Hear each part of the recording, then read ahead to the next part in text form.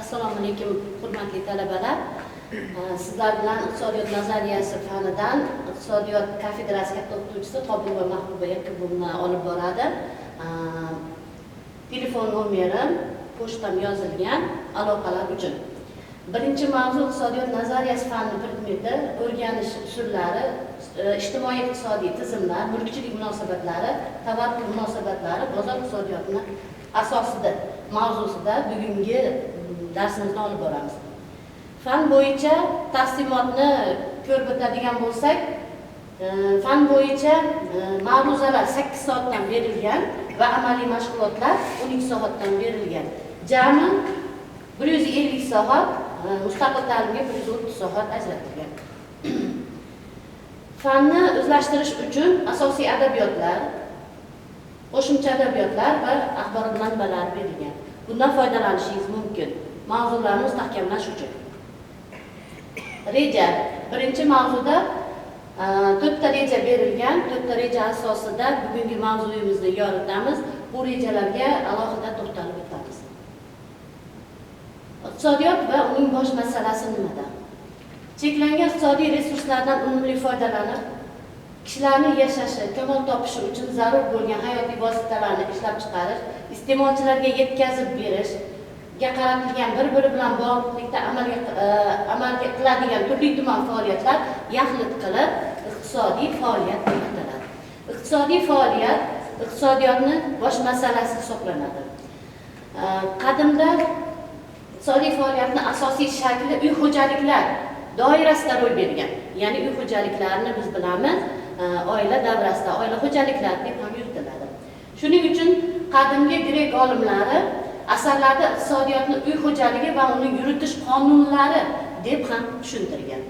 Lekin hozirgi davrda iqtisodiyot keng ma'noda anglatib, faqatgina uy yoki individual xo'jalik yuritish yoki tejamkorlik ma'nosini anglatmaydi, balki iqtisodiyot yirik xususiy xo'jaliklar hamda turli iqtisodiy munosabatlardan iborat o'ta murakkab ijtimoiy infratuzilma deb ataladi. Arab leksikonida iqtisod tejamkorlik ma'nosida tushuntirilgan. Chunki islom diniga oid adabiyotlarda tejamkorlikka alohida e'tibor qaratilgan. Qur'oni Karimda shunday oyat bor: "Yenglar, ichinglar, hadya qilinglar, ammo isrof qilmanglar." Demak, bunga amal qilgan holda iqtisod va tejamkorlikni amalga oshirishimiz kerak bo'ladi. Cheklangan iqtisodiy resurslardan oqilona foydalanib, aholini to'xtovsiz o'sib boruvchi ehtiyojlarini qondirish maqsadida erishgan resurslar va mahsulotlarni to'g'ri taqsimlash yo'lini topish iqtisodiyotning asosiy mazmunini tashkil etadi.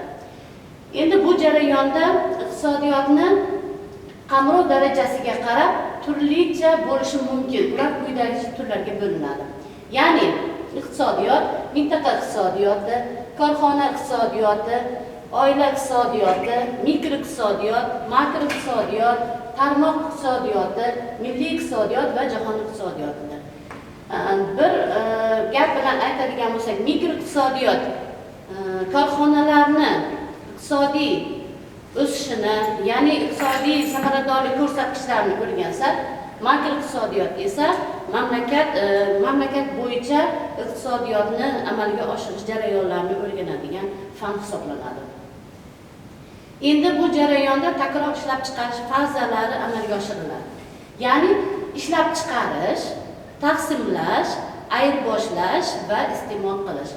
Endi bulardan shu ishlab chiqarish jarayoniga to'xtaladigan bo'lsak, kishilik jamiyatda mavjud bo'lishi va rivojlanishi uchun zarur bo'lgan hayotiy ne'matlarni yaratish jarayoni bu ishlab chiqarish deb ataladi. Ishlab chiqarishga agar ishlab chiqarilmasa taqsimlanmaydi, ayirboshlamaydi va nihoyat iste'mol qilish narsalari bo'lmaydi. Shuning uchun barcha tovar va xizmatlar ishlab chiqarish jarayonida yaratiladi. Bu yaratilgan mahsulotlar takror ishlab chiqarishning eng asosiy boshlang'ich fazasi hisoblanadi. Endi taqsimot jarayoni, ishlab chiqarish omillari va uning natijalari iqtisodiyotni turli qism subyektlari o'rtasida taqsimlash jarayoni vujudga keladi. Bu jarayonda Bundan tashqari ishlab chiqarish natijasida bo'lgan tovar va xizmatlarni, biz bilamiz tovar va xizmatlarni, ularni pul holat ko'rinishida bo'lgan daromadlar ham bular orasida taqsimlanadi. Bu jarayonda eng avvalo ishlab chiqarish vositalarini, ya'ni kapital, ishchi kuchi, boshqa resurslar turli tarmoqlarda, sohalarda, hududlarda taqsimlanadi. Bu jarayon korxonalar o'rtasida ham taqsimlanishi mumkin. Endi ayirboshlash jarayoni. Ayirboshlash jamiyat a'zolarining iqtisodiy faoliyat turlarini yoki ishlab chiqarish natijalari bo'yicha ma'lum bir o'lcham asosida o'zaro almashish jarayonini yuzaga keltiradi. Mehnat taqsimoti natijasida ayrim guruh kishilari tovar va xizmatlarni ma'lum turlarini ishlab chiqarish, yetkazib berishga ixtisoslashadi. Bu jarayonda har bir tovar turini ishlab chiqarayotgan tovarni sotib olib, o'ziga kerakli bo'lgan boshqa tovar yoki xizmatlarni sotib olishga ayirboshlash. Demak, bu ayirboshlash jarayoni ushbu jarayonlarda xizmat ko'rsatadi. Iste'mol qilish jarayoni esa ehtiyojlarni qondirish maqsadida mahsulot va xizmatlarni ishlatilishi, foydalanish jarayoni deb tushuniladi. Bu jarayonda ehtiyojlarni, cheksiz ehtiyojlarni cheklangan resurslar orqali shu iste'mol qilish jarayonini yuzaga keltiradi. Iste'mol takror ishlab chiqarishning oxirgi fazasi hisoblanadi. Ya'ni takror ishlab chiqarishni 4 ustunini oxirgi fazasi hisoblanadi. Bu fazasida bevosita iste'mol ikki turga bo'linadi. Ya'ni ishlab chiqarish va iste'mol va shaxsiy iste'mol bilan unumli iste'mol bilan bo'linadi. Ishlab chiqarish jarayonida ishlab chiqarish vositalarini va ishchi kuchidan foydalanishni unumli iste'mol deb ataladi. Ya'ni ishchi kuchidan har bir korxona unumli foydalanishi kerak. Unumli foydalanar ekan, demak, bevosita iste'mol jarayonida ham o'zini daromadiga ega bo'ladi. Shuning uchun unumli iste'mol deb ataladi. Iste'mol buyumlarning ehtiyojlarini qondirish maqsadida sarflansa, bu esa shaxsiy iste'mol deb ataladi. Bu ishlab chiqarish fazasini, takror ishlab chiqarish fazasini 4-fazasi edi. Iqtisodiyotni doimiy va bosh masalasi ehtiyojlarning cheksizligi va iqtisodiy resurslarning cheklanganligi bilan alohida ahamiyatga ega. Iqtisodiy resurslar o'zi nima?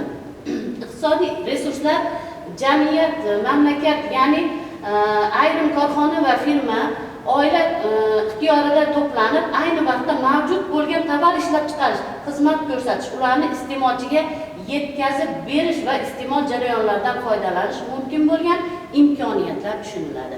Ya'ni iqtisodiy resurslar bir qancha omillarga bog'liq. Iqtisodiy resurslar bu omillar asosida o'zini harakatiga keladi.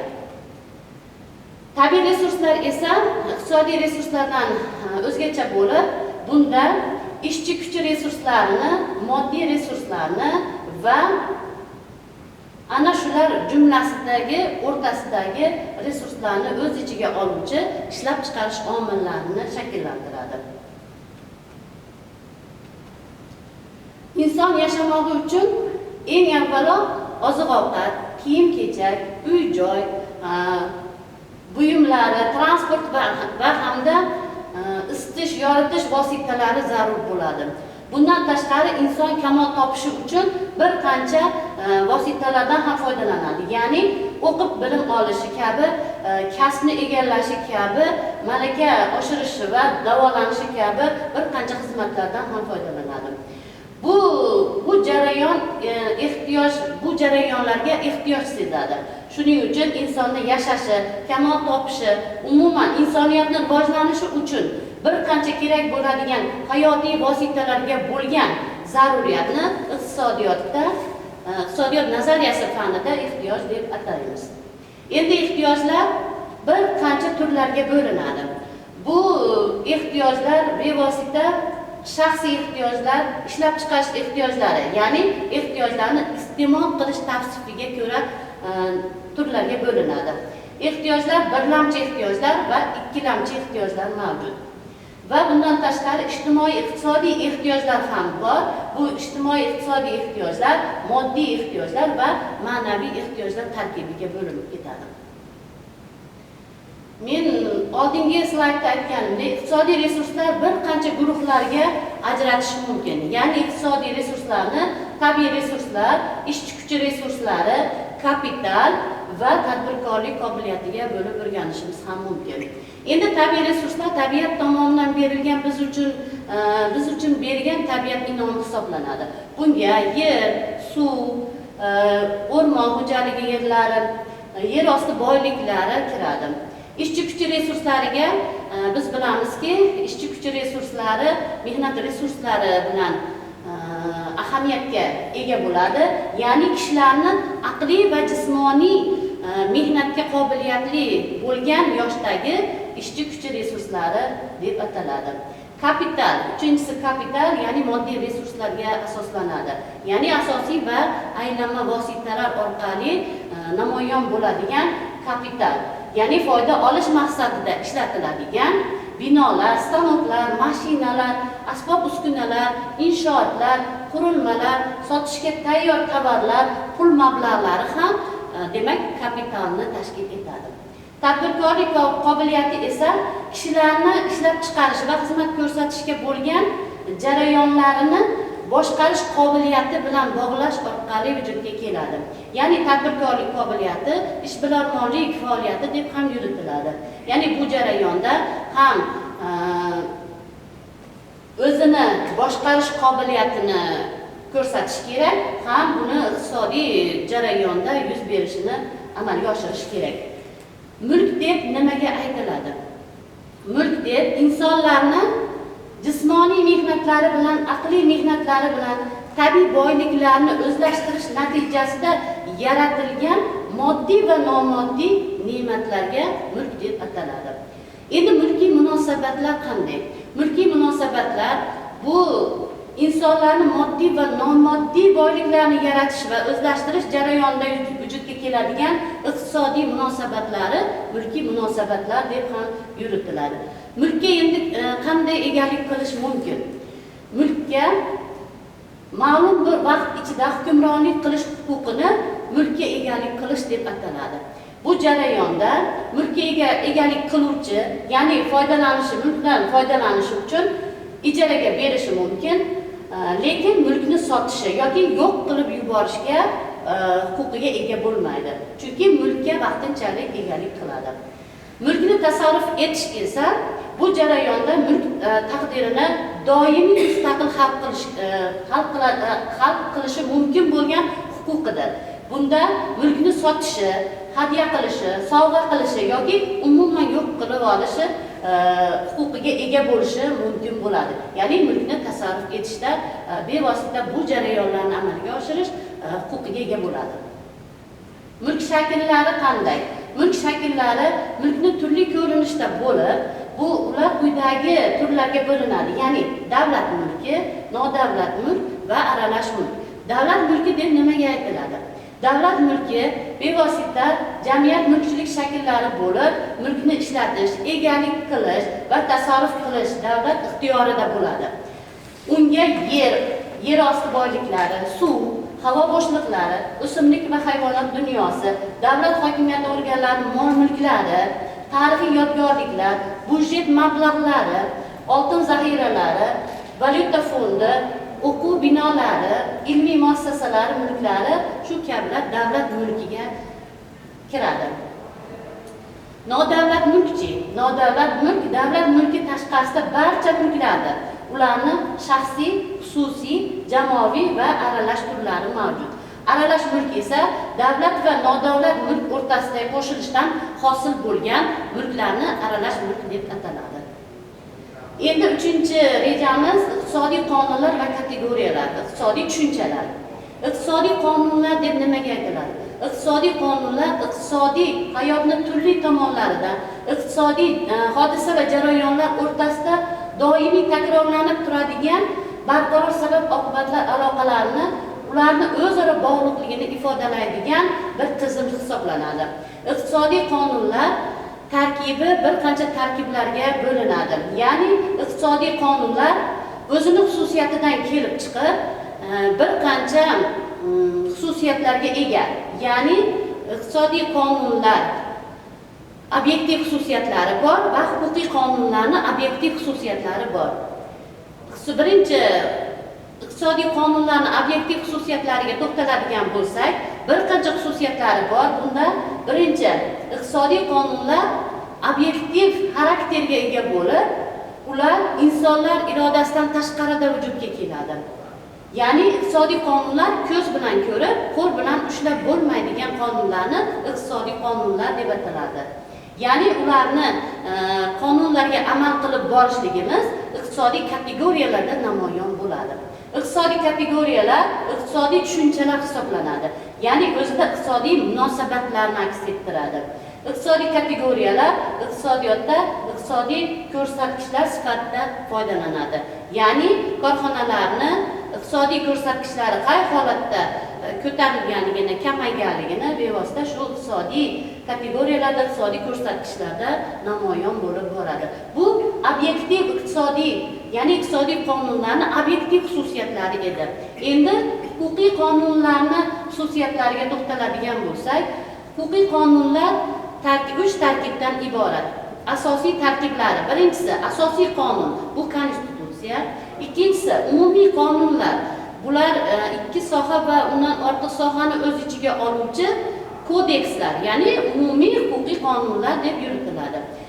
Asosiy qonunga asoslanib kodekslar ishlab chiqiladi va xususiy qonunlar bir sohaga oid bo'lgan qonunlarni xususiy qonunlar deb ataymiz.